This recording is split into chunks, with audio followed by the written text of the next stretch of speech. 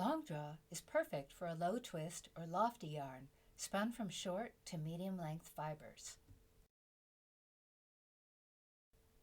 First, let's talk about the fiber. Because of the nature of long draw, it's best to use a short to medium length fiber with a very open preparation, such as carding. But you can work around this guideline as we're going to do.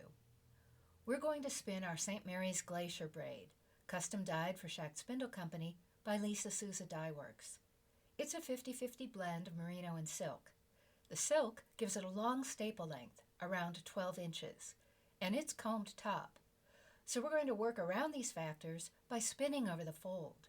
This helps us manage the staple length and messes up the perfect alignment of combed fiber.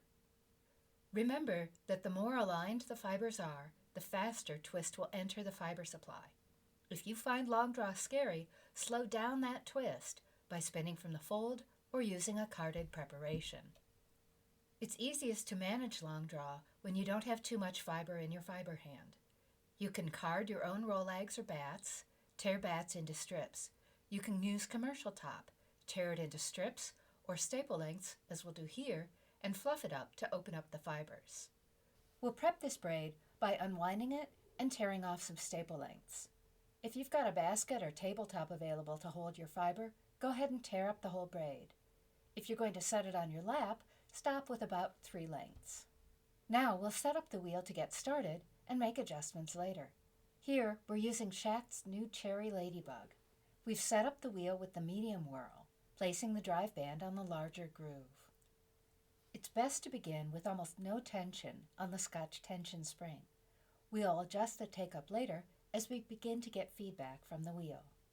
Finally, position your body so that you can avoid back pain.